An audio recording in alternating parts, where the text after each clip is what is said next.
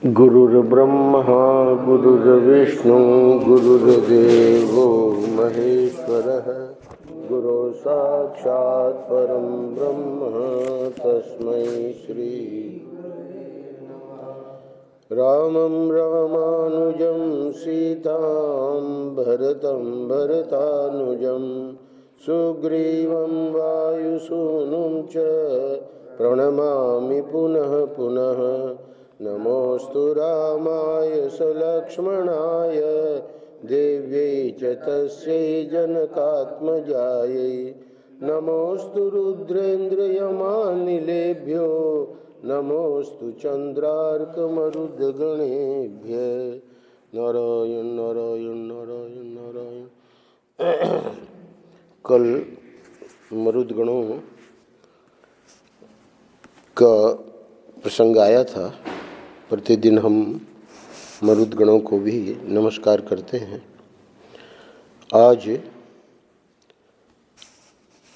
अब वो जो विशाला नगरी के बारे में भगवान ने प्रश्न पूछा, तो करीब 10 पीढ़ियाँ भगवान को विश्वामित्र जी ने गिनाई कि ये 10 पीढ़ियों के बाद ये जो सुमति है, काकुस्थ के महातेजस्वी पुत्र सुमति, तो ये इस समय इस पुरी में निवास करते हैं और महाराज इक्ष्वाकु के प्रसाद से विशाला के सभी नरेश दीर्घायु, महात्मा, पराक्रमी और परम धार्मिक होते आए हैं।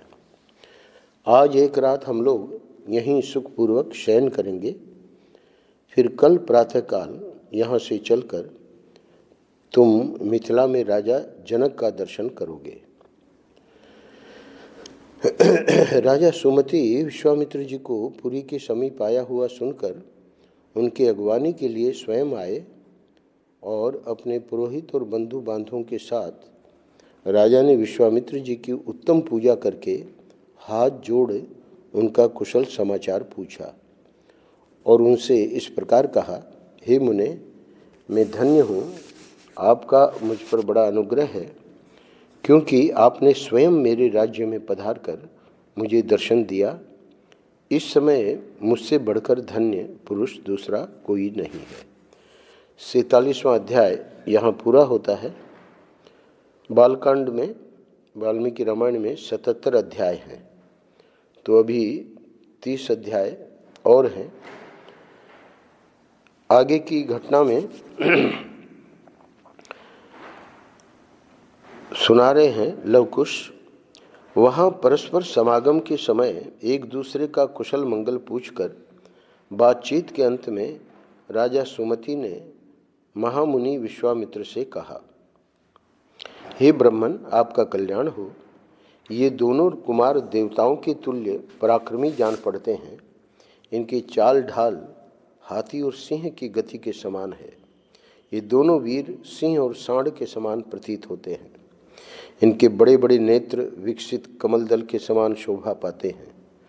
ये दोनों तलवार, तरकश और धनुष धारण किए हुए हैं। अपने सुंदर रूप के द्वारा दोनों अश्विनी कुमारों को लज्जित करते हैं तथा युवावस्था के निकट आ पहुँचे हैं। इन्हें देखकर ऐसा जान पड़ता है मानो 2 देव कुमार देव इच्छावश देवलोक से पृथ्वी पर आ गए हों। हे मुने, ये दोनों किसके पुत्र हैं और कैसे किस लिए यहाँ पैदल ही आए हैं? जैसे चंद्रमा और सूर्य आकाश की शोभा बढ़ाते हैं, उसी प्रकार ये दोनों कुमार इस देश को सुशोभित कर रहे हैं। शरीर की ऊंचाई, मनोभाव सूचक संकेत तथा चेष्टा बोलचाल में ये दोनों एक दूसरे के समान हैं। श्रेष्ठ आयुध धारण करने वाले ये दोनों नरश्रेष्ठ वीर इस दुर्गम मार्ग में किस लिए आए, यह मैं यथार्थ रूप से सुनना चाहता हूँ। सुमति का यह वचन सुनकर विश्वामित्र जी ने उन्हें सब वृत्तांत यथार्थ रूप से निवेदन किया। सिद्धाश्रम में निवास, जहाँ विश्वामित्र जी तपस्या करते थे, और राक्षसों के वध का प्रसंग भी यथावत रूप से कह सुनाया। विश्वामित्र जी की बात सुनकर राजा सुमति को बड़ा विस्मय हुआ, बड़ा आश्चर्य हुआ। उन्होंने परम आदरणीय अतिथि के रूप में आए हुए उन दोनों महाबली दशरथ पुत्रों का विधि पूर्वक आतिथ्य सत्कार किया। सुमति से उत्तम आदर सत्कार पाकर वे दोनों रघुवंशी कुमार वहाँ एक रात रहे और सवेरे उठकर मिथिला की ओर चल दिए। मिथिला में पहुंचकर जनकपुरी की सुंदर शोभा देख सभी महर्षि साधु साधु कहकर उसकी भूरी भूरी प्रशंसा करने लगे। अब जो रामचरित में अहिल्या उद्धार का प्रसंग है उसको यहाँ आगे लेंगे। मिथिला के उपवन में एक पुराना आश्रम था जो अत्यंत रमणीय होकर भी सुनसान दिखाई देता था।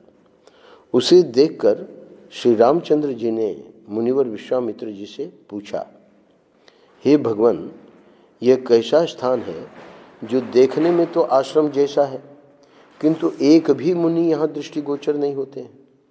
मैं ये सुनना चाहता हूँ कि पहले यह आश्रम किसका था। श्री रामचंद्र जी का यह प्रश्न सुनकर प्रवचन कुशल महातेजस्वी महामुनि विश्वामित्र ने इस प्रकार उत्तर दिया, हे रघुनंदन, पूर्व काल में यह जिस महात्मा का आश्रम था और जिन्होंने क्रोध पूर्वक इसे शाप दे दिया था, उनका तथा उनके इस आश्रम का सब वृत्तांत तुमसे कहता हूँ, तुम यथार्थ रूप से इसको सुनो। हे नरश्रेष्ठ, पूर्व काल में यह स्थान महात्मा गौतम का आश्रम था। उस समय यह आश्रम बड़ा ही दिव्य जान पड़ता था। देवता भी इसकी पूजा एवं प्रशंसा किया करते थे। पूर्व काल में महर्षि गौतम अपनी पत्नी अहिल्या के साथ रहकर यहाँ तपस्या करते थे। उन्होंने बहुत वर्षों तक यहाँ तप किया था। एक दिन जब महर्षि गौतम आश्रम पर नहीं थे, उपयुक्त अवसर समझकर शचीपति इंद्र गौतम मुनि का वेश धारण किए वहाँ आए और अहिल्या से इस प्रकार बोले, हे सदा सावधान रहने वाली सुंदरी, रति की इच्छा रखने वाले प्रार्थी पुरुष ऋतुकाल की प्रतीक्षा नहीं करते हैं। हे सुंदरी, हे सुंदर कटि प्रदेश वाली सुंदरी, मैं इंद्र तुम्हारे साथ समागम करना चाहता हूँ। यानी अपना परिचय दिया कि मैं गौतम नहीं हूँ, गौतम ऋषि, मैं इंद्र तुम्हारे साथ समागम करना चाहता हूँ। महर्षि गौतम का वेश धारण करके आए हुए इंद्र को पहचान कर भी उस दुर्बुद्धि नारी ने, अहो देवराज इंद्र मुझे चाहते हैं, इस कौतूहलवश उनके साथ समागम का निश्चय करके वह प्रस्ताव स्वीकार कर लिया। रति के पश्चात उसने देवराज इंद्र से संतुष्ट चित्त होकर कहा, हे सुरश्रेष्ठ, मैं आपके समागम से कृतार्थ हो गई। हे प्रभु, अब आप शीघ्र यहाँ से चले जाइए। देवेश्वर महर्षि गौतम के कोप से आप अपनी और मेरी भी सब प्रकार से रक्षा कीजिए। तब इंद्र ने अहिल्या से हंसते हुए कहा, हे सुंदरी, मैं भी संतुष्ट हो गया। अब जैसे आया था उसी तरह चला जाऊंगा। विश्वामित्र जी कथा आगे कह रहे हैं, हे श्री राम, इस प्रकार अहिल्या से समागम करके इंद्र जब उस कुटी से बाहर निकले तब गौतम के आ जाने की आशंका से बड़ी उतावली के साथ वेग पूर्वक भागने का प्रयत्न करने लगे। इतने ही में उन्होंने देखा देवताओं और दानवों के लिए भी दुर्धर्ष तपोबल संपन्न महामुनि गौतम हाथ में समिधा लिए आश्रम में प्रवेश कर रहे हैं। उनका शरीर तीर्थ के जल से भीगा हुआ है और वे प्रज्वलित अग्नि के समान उद्दीप्त हो रहे हैं। उन पर दृष्टि पड़ते ही देवराज इंद्र भय से थर्रा उठे। उनके मुख पर विषाद छा गया। दुराचारी इंद्र को मुनि का वेश धारण किए देख सदाचार संपन्न मुनिवर गौतम जी ने रोष में भरकर कहा, हे दुर्मते, तूने मेरा रूप धारण करके यह न करने योग्य पाप कर्म किया है, इसलिए तू विफल हो जाएगा। विफल का अर्थ है अब तुम नपुंसक हो जाओगे, अंडकोशों से रहित हो जाओगे। रोष में भरे हुए महात्मा गौतम के ऐसा कहते ही सहस्राक्ष इंद्र के दोनों अंडकोश उसी क्षण पृथ्वी पर गिर पड़े। इंद्र को इस प्रकार शाप देकर गौतम ने अपनी पत्नी को भी शाप दिया, हे दुराचारिणी, तू भी यहाँ कई हजार वर्षों तक केवल हवा पीकर या उपवास करके कष्ट उठाती हुई राख में पड़ी रहेगी।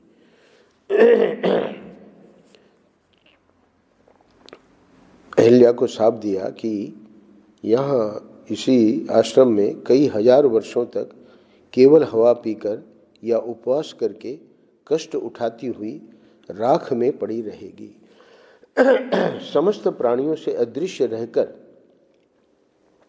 इस आश्रम में निवास करेगी। जब दुर्धर्ष दशरथ कुमार राम इस घोर वन में पदार्पण करेंगे, उस समय तू पवित्र होगी।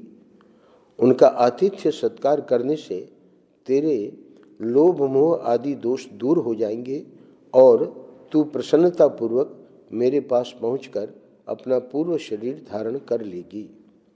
अपनी दुराचारिणी पत्नी से ऐसा कहकर महातेजस्वी महातपस्वी गौतम इस आश्रम को छोड़कर चले गए और सिद्धों तथा चारणों से सेवित हिमालय के रमणीय शिखर पर रहकर तपस्या करने लगे। यहाँ यह अध्याय पूरा होता है। अगले अध्याय में तदनंतर इंद्र बहुत डर गए, उनके नेत्रों में त्रास छा गया।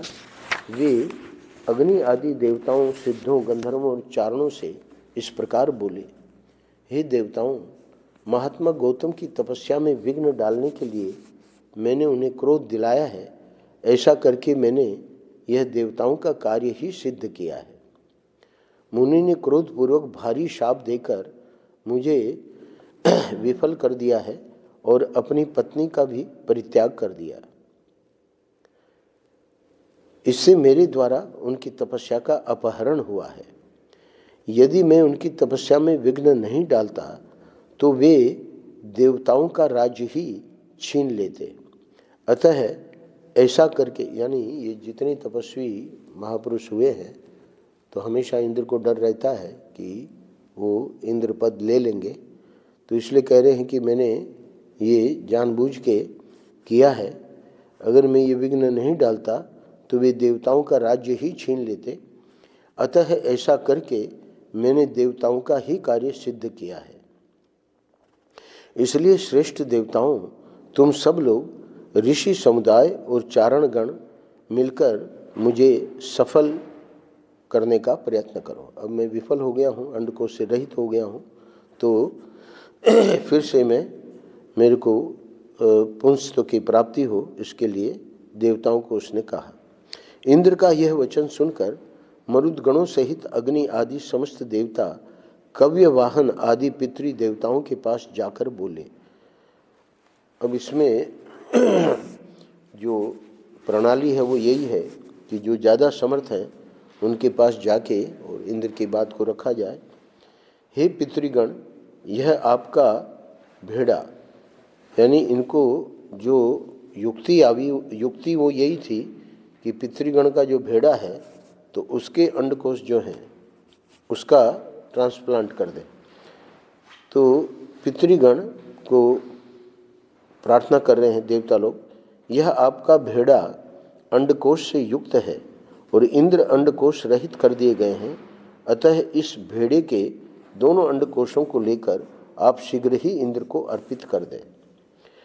अंडकोश से रहित किया हुआ यह भेड़ा इसी स्थान में आप लोगों को परम संतोष प्रदान करेगा। अतः जो मनुष्य आप लोगों की प्रसन्नता के लिए अंडकोश रहित भेड़ा दान करेंगे, उन्हें आप लोग उस दान का उत्तम एवं पूर्ण फल प्रदान करेंगे। अग्नि की यह बात सुनकर पितृ देवताओं ने एकत्र हो भेड़े के अंडकोशों को उखाड़कर इंद्र के शरीर में उचित स्थान पर जोड़ दिया। हे श्री राम, तभी से वहां आए हुए समस्त पितृ देवता अंडकोश रहित भेड़ों को ही उपयोग में लाते हैं और देवताओं को उनके दान जनित फलों के भागी बनाते हैं। तो ये जो कथा है प्राचीन, उसको सुना के आगे विश्वामित्र जी वर्णन कर रहे हैं। हे रघुनंदन, उसी समय से महात्मा गौतम के तपस्या जनित प्रभाव से इंद्र को भेड़ों के अंडकोश धारण करने पड़े। अब तुम पुण्यकर्मा महर्षि गौतम के इस आश्रम पर चलो और इन देवरूपिणी महाभागा अहिल्या का उद्धार करो। विश्वामित्र जी का यह वचन सुनकर लक्ष्मण सहित श्री राम ने उन महर्षि को आगे करके उस आश्रम में प्रवेश किया। वहां जाकर उन्होंने देखा महासौभाग्यशालिनी अहिल्या अपनी तपस्या से देदीप्यमान हो रही है। इस लोक के मनुष्य तथा संपूर्ण देवता और असुर भी वहां आकर उन्हें देख नहीं सकते थे। उनका स्वरूप दिव्य था। विधाता ने बड़े प्रयत्न से उनके अंगों का निर्माण किया था। वे मायामयी सी प्रतीत होती थी। धूम से घिरी हुई प्रज्वलित अग्नि शिखा सी जान पड़ती थी। ओले और बादलों से ढकी हुई पूर्ण चंद्रमा की प्रभा सी दिखाई देती थी तथा जल के भीतर उद्भासित होने वाली सूर्य की दुर्धर्ष प्रभा के समान दृष्टिगोचर होती थी। गौतम के शाप व श्री रामचंद्र जी का दर्शन होने से पहले तीनों लोकों के किसी भी प्राणी के लिए उनका दर्शन होना कठिन था। श्री राम का दर्शन मिल जाने से जब उनके शाप का अंत हो गया तब वे उन सबको दिखाई देने लगी। उस समय श्री राम और लक्ष्मण ने बड़ी प्रसन्नता के साथ अहिल्या के दोनों चरणों का स्पर्श किया। महर्षि गौतम के वचनों का स्मरण करके अहिल्या ने बड़ी सावधानी के साथ उन दोनों भाइयों को आदरणीय अतिथि के रूप में अपनाया और पाद्य अर्घ्य आदि अर्पित करके उनका आतिथ्य सत्कार किया। श्री रामचंद्र जी ने शास्त्रीय विधि के अनुसार अहिल्या का वह आतिथ्य ग्रहण किया। उस समय देवताओं की दुंदुभी बज उठी। साथ ही आकाश से फूलों की बड़ी भारी वर्षा होने लगी। गंधर्वों और अप्सराओं द्वारा महान उत्सव मनाया जाने लगा। महर्षि गौतम के अधीन रहने वाली अहिल्या अपनी तपः शक्ति से विशुद्ध स्वरूप को प्राप्त हुई। यह देख संपूर्ण देवता उन्हें साधुवाद देते हुए उनकी भूरि भूरि प्रशंसा करने लगे। महातेजस्वी महातपस्वी गौतम भी अहिल्या को अपने साथ पाकर सुखी हो गए। उन्होंने श्री राम की विधिवत पूजा करके तपस्या आरंभ की। महामुनि गौतम की ओर से विधिपूर्वक उत्तम पूजा आदर सत्कार पाकर श्री राम भी मुनिवर विश्वामित्र जी के साथ मिथिलापुरी को चले गए।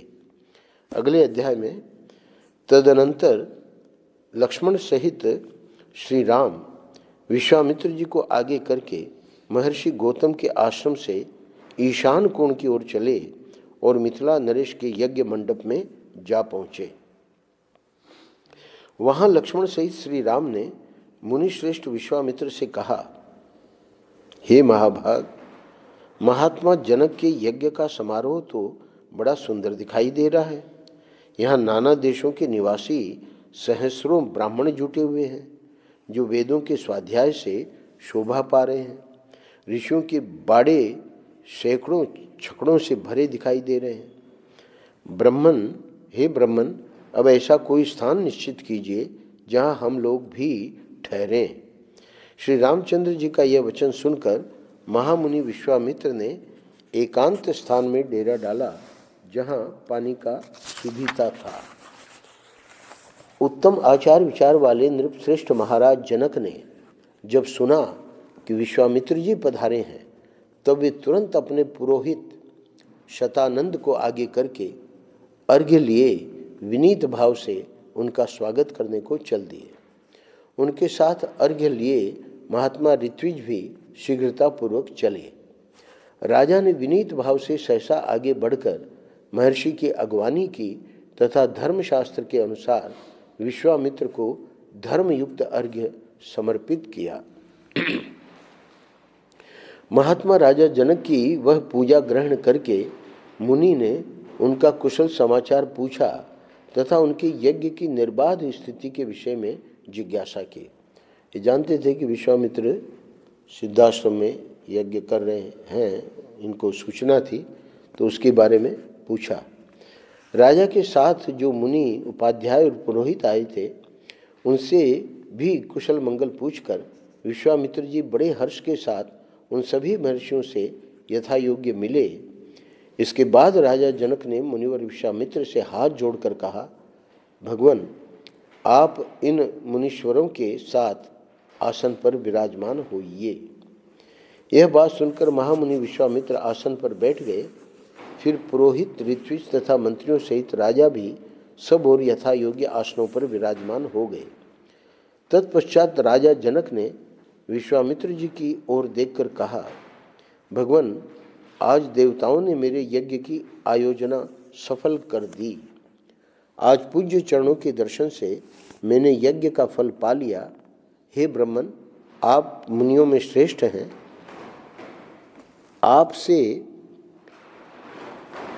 आपने इतने महर्षियों के साथ मेरे यज्ञ मंडप में पदार्पण किया, इससे मैं धन्य हो गया।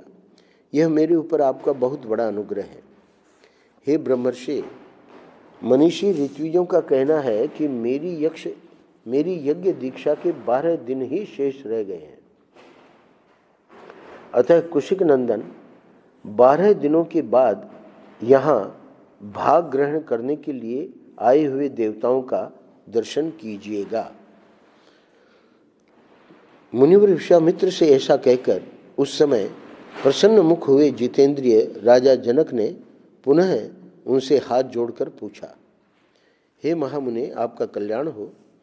देवता के समान पराक्रमी और सुंदर आयुध धारण करने वाले ये दोनों वीर राजकुमार, जो हाथी के समान मंद गति से चलते हैं, सिंह और सांड के समान जान पड़ते हैं, प्रफुल्ल कमल दल के समान सुशोभित हैं, तलवार, तरकस और धनुष धारण किए हुए हैं, अपने मनोहर रूप से अश्विनी कुमारों को भी लज्जित कर रहे हैं, जिन्होंने अभी अभी यौवनावस्था में प्रवेश किया है, तथा जो स्वेच्छानुसार देवलोक से उतरकर पृथ्वी पर आए हुए 2 देवताओं के समान जान पड़ते हैं। शब्दावली जो सुमति राजा ने प्रयोग की, प्राय वही शब्दावली है।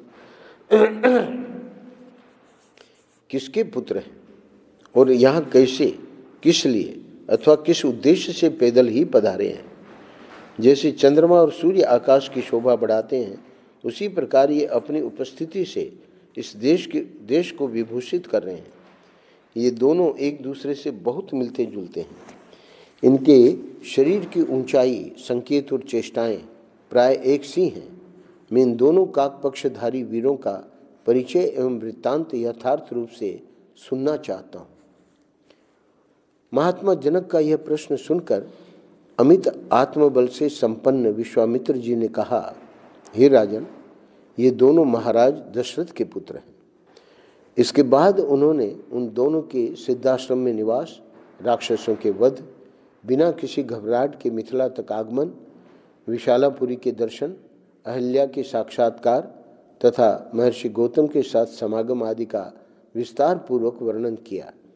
फिर अंत में यह भी बताया कि ये आपके यहाँ रखे हुए महान धनुष के संबंध में कुछ जानने की इच्छा से यहाँ तक आए हैं। महात्मा राजा जनक से ये सब बातें निवेदन करके महातेजस्वी महामुनि विश्वामित्र चुप हो गए। अगले अध्याय में परम बुद्धिमान विश्वामित्र जी की वह बात सुनकर महातेजस्वी महातपस्वी शतानंद जी के शरीर में रोमांच हो आया। अब यहाँ घटनाक्रम जो है वो मोड़ लेता है, क्योंकि विश्वामित्र जी ने अपने बारे में बस इतना ही बताया था पूर्व में कि मैं गाधी का पुत्र हूँ, पर विश्वामित्र जी की तपस्या के बारे में जो महाभारत में भी बड़ा विस्तार में वर्णन है, तो ये हमारे इतिहास और पुराण जो शास्त्र हैं उसका ये बहुत बड़ा प्रसंग है। तो यहाँ ये जो विश्वामित्र जी आए हैं इन दोनों कुमारों को, राजकुमारों को लेकर, तो वो अलग बात है, पर विश्वामित्र जी क्या हैं तो इसको अब शतानंद जी अगले 15 अध्यायों में बताएंगे। कह रहे हैं कि शतानंद जी जैसे पहले बताया गया, ये राजा जनक के मुख्य पुरोहित हैं, जैसे दशरथ जी के वशिष्ठ हैं, वैसे इनके ये शतानंद जी हैं। तो ये तो विश्वामित्र जी के प्रति शतानंद जी इतने ज़्यादा प्रभावित थे। तो विश्वामित्र जी ने जब ये सब बातें बताई दोनों राजकुमारों के बारे में, तो महातेजस्वी महातपस्वी शतानंद जी के शरीर में रोमांच हो आया। वे गौतम के ज्येष्ठ पुत्र थे। शतानंद जी का यहाँ परिचय दिया गया है। जो अहिल्या और गौतम जी की अभी अभी कथा हमने सुनी, वे गौतम के ज्येष्ठ पुत्र थे। तपस्या से उनकी कांति प्रकाशित हो रही थी। उनको ये भी पता लग गया कि हमारी माँ जो अब तक शापित थी, तो इन्होंने, राम जी ने उनका उद्धार कर दिया है और अब वो दोनों वापस आश्रम में आ गए हैं। तो शतानंद जी का वर्णन कर रहे हैं लवकुश। गौतम के ये ज्येष्ठ पुत्र थे। तपस्या से उनकी कांति प्रकाशित हो रही थी। वे श्री रामचंद्र जी के दर्शन मात्र से ही बड़े विस्मित हुए। उन दोनों राजकुमारों को सुखपूर्वक बैठे देख शतानंद ने मुनि श्रेष्ठ विश्वामित्र जी से पूछा, हे मुनि प्रवर, मेरी यशस्विनी माता अहिल्या बहुत दिनों से तपस्या कर रही थी। क्या आपने राजकुमार श्री राम को उनका दर्शन कराया? तो यहाँ ऊपर आया है कि वर्णन तो कर दिया, पर फिर भी ये विस्तार में जानना चाह रहे हैं। क्या मेरी महातेजस्विनी एवं यशस्विनी माता अहिल्या ने वन में होने वाले फल फूल आदि से समस्त देहधारियों के लिए पूजनीय श्री रामचंद्र जी का पूजन आदर सत्कार किया था? तो इतनी सब विस्तार में बातें नहीं कही थी। तो ये पूछ रहे हैं शतानंद जी, हे महातेजस्वी मुने, क्या आपने श्री राम से वह प्राचीन वृत्तांत कहा था जो मेरी माता के प्रति देवराज इंद्र द्वारा किए गए छल कपट एवं दुराचार द्वारा घटित हुआ था? हे मुनि श्रेष्ठ कौशिक, आपका कल्याण हो। क्या श्री रामचंद्र जी के दर्शन आदि के प्रभाव से मेरी माता शाप मुक्त हो पिताजी से जा मिली? हे कुशिक नंदन, क्या मेरे पिता ने श्री राम का पूजन किया था? क्या उन महात्मा की पूजा ग्रहण करके ये महातेजस्वी श्री राम यहाँ पधारे हैं? हे विश्वामित्र जी, क्या यहाँ आकर मेरे माता पिता द्वारा सम्मानित हुए श्री राम ने मेरे पूज्य पिता का शांत चित्त से अभिवादन किया था? शतानंद का यह प्रश्न सुनकर बोलने की कला जानने वाले महामुनि विश्वामित्र ने बातचीत करने में कुशल शतानंद को इस प्रकार उत्तर दिया। हे मुनि श्रेष्ठ, मैंने कुछ उठा नहीं रखा है, यानी मैंने कुछ भी नहीं छिपाया। मेरा जो कर्तव्य था उसे मैंने पूरा किया। महर्षि गौतम से उनकी पत्नी अहिल्या उसी प्रकार जा मिली हैं जैसे भृगुवंशी जमदग्नि से रेणुका मिली है। बुद्धिमान विश्वामित्र की यह बात सुनकर महातेजस्वी शतानंद ने श्री रामचंद्र जी से यह बात कही। अब यहाँ से शतानंद जी श्री रामचंद्र जी को आगे बता रहे हैं। हे नरश्रेष्ठ, आपका स्वागत है। हे रघुनंदन, मेरा अहोभाग्य है जो आपने किसी से पराजित न होने वाले महर्षि विश्वामित्र को आगे करके यहाँ तक पधारने का कष्ट उठाया। महर्षि विश्वामित्र के कर्म अचिंत्य हैं। ये तपस्या से ब्रह्मर्षि पद को प्राप्त हुए हैं। ये एक बहुत बड़ी घटना विश्वामित्र जी के जीवन की है। ये थे तो क्षत्रिय, पर तपस्या करके ब्रह्मर्षि पद प्राप्त करना ये प्राय असंभव है। इनकी कांति असीम है और ये महातेजस्वी हैं। मैं इनको जानता हूँ। ये जगत के परम आश्रय और हितैषी हैं। हे श्री राम, इस पृथ्वी पर आपसे बढ़कर धन्याति धन्य पुरुष दूसरा कोई नहीं है, क्योंकि कुशिक नंदन विश्वामित्र आपके रक्षक हैं जिन्होंने बड़ी भारी तपस्या की है। तो ये भी एक बहुत गौरव का विषय है। तो ये भगवान के अवतार पर मानव लीला कर रहे हैं, तो इसलिए कह रहे हैं कि आपके रक्षक तो भगवान ही हैं सबके, पर यही भगवान की जो लीलाएं होती हैं तो इसमें यही बहुत गजब है। स्वजन मोहिनी माया, यानी ऐसी माया चलाते हैं कि किसी को नहीं पता लगता है कि रक्षक कौन है। तो कह रहे हैं कि आप बहुत ही धन्याति धन्य हैं कि कुशिक नंदन विश्वामित्र आपके रक्षक हैं, जिन्होंने बड़ी भारी तपस्या की है। मैं महात्मा कौशिक के बल और स्वरूप का यथार्थ वर्णन करता हूँ, आप ध्यान देकर मुझसे यह सब सुनिए। तो अब इस अध्याय में कुछ श्लोक शेष हैं, इसको हम कल करेंगे और आगे अगले 14 अध्यायों में विश्वामित्र जी क्या है, कौन है और क्या क्या तपस्या की और कैसे कैसे विघ्न आए, इसका बड़ा विस्तार में वर्णन है। तो वो सब जानने लायक है। भागवत महापुराण में भी आप देखेंगे कि भगवान कृष्ण का चरित्र जो है वो तो 10वें स्कंद में है, उसके अतिरिक्त बहुत सारी कथाएं हैं।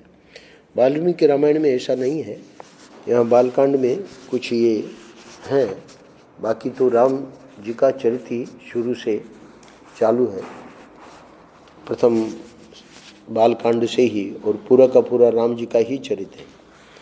तो फिर भी ये जो कुछ कुछ कथाएं बहुत महत्वपूर्ण हैं, उनको बीच बीच में, क्योंकि विश्वामित्र जी के द्वारा ही वहाँ पहुँचे हैं मिथिला, तो इसलिए विश्वामित्र जी की विशेषता यानी ये भी कोई कम नहीं है। तो उनके बारे में जानना, वो जानकारी दे रहे हैं वाल्मीकि जी। नारायण नारायण नारायण नारायण।